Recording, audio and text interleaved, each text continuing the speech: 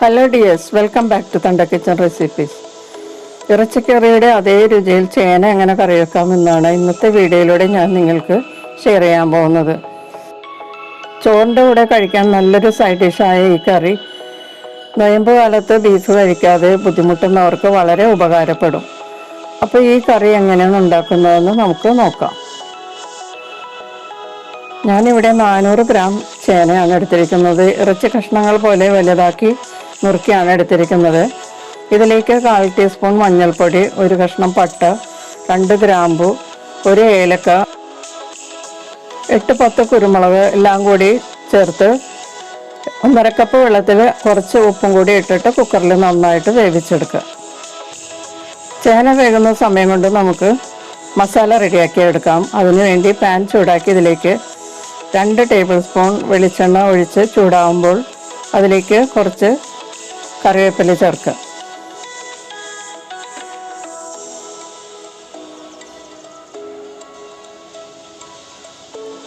ഇനി ഇതിലേക്ക് 4 വെളുത്തുള്ളിയും 2 ഇഞ്ച് നീളത്തിലുള്ള 1 കഷ്ണം ഇഞ്ചിയും കൂടി നന്നായിട്ട് ചതച്ച് ഇതിലേക്ക് ചേർക്കാം.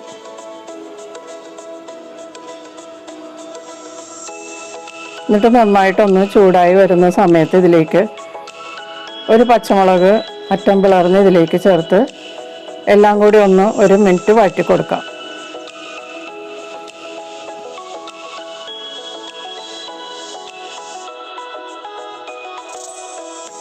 ഇഞ്ചിയും വെളുത്തുള്ളിയും പച്ചമുളകും നന്നായി വാടിക്കഴിയുമ്പോൾ ഇതിലേക്ക് ഒരു വലിയ സവാള ചെറുതായി ചോപ്പ് ചെയ്തത് ചേർത്ത് നന്നായിട്ടൊന്ന് വഴറ്റി കൊടുക്കാം.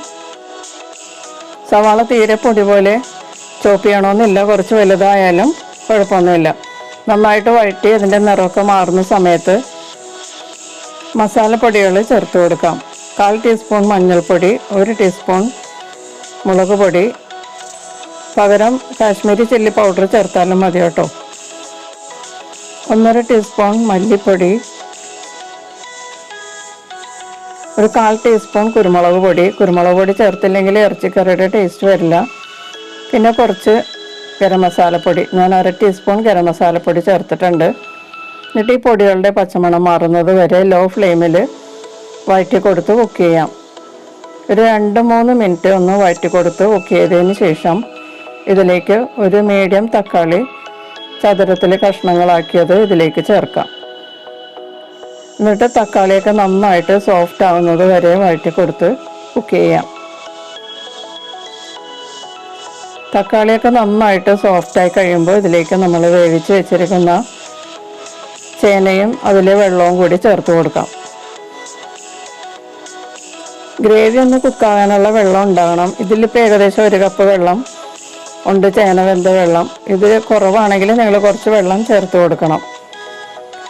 അതിനുശേഷം ഇതിലേക്ക് ആവശ്യത്തിനുള്ള ഉപ്പ് ചേർക്കാം. ചേനയ്ക്ക് നമ്മൾ കുറച്ച് ഉപ്പ് ചേർത്ത് വേവിച്ചാണ്, അപ്പോൾ അത് നോക്കിയിട്ട് വേണം നിങ്ങൾ ഉപ്പ് ചേർക്കാൻ. ഓരോരുത്തരുടെ ടേസ്റ്റ് അനുസരിച്ചുള്ള ഉപ്പ് ചേർക്കുക. എന്നിട്ട് ഇത് മൂടി വെച്ച് ഒരു 5 മിനിറ്റ് നന്നായിട്ട് കുക്ക് ചെയ്യാം. 5 മിനിറ്റ് മീഡിയം ഹീറ്റിൽ കുക്ക് ചെയ്ത് ഗ്രേവിയൊക്കെ നന്നായിട്ട് കുറുകുന്ന സമയമാകുമ്പോഴേക്കും നമുക്കിത് തുറന്നൊന്ന് ഇളക്കി കൊടുത്തതിന് ശേഷം നമുക്കിത് സെർവ് ചെയ്യാവുന്നതാണ്. നല്ല ഇറച്ചിക്കറിയുടെ മണമൊക്കെ വരുന്നുണ്ട്. നല്ല സ്വാദിഷ്ടമായിട്ടുള്ള ഒരു ചേനക്കറിയാണിത്. ചോറിൻ്റെ കൂടെ നല്ലൊരു കോമ്പിനേഷനാണ്. വെജിറ്റേറിയൻസിനും അതുപോലെ നൊയമ്പ് കാലത്ത് ബീഫ് കഴിക്കാൻ താല്പര്യമുള്ളവർക്കും ഈ ഒരു റെസിപ്പി ട്രൈ ചെയ്യാവുന്നതാണ്.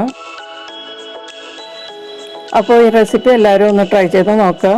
ഇഷ്ടപ്പെട്ടാൽ നിങ്ങളുടെ അഭിപ്രായങ്ങളും നിർദ്ദേശങ്ങളും കമൻറ്റ് ബോക്സിൽ രേഖപ്പെടുത്തുക. നമുക്ക് മറ്റൊരു റെസിപ്പിയുമായിട്ട് കാണാം. Thank you.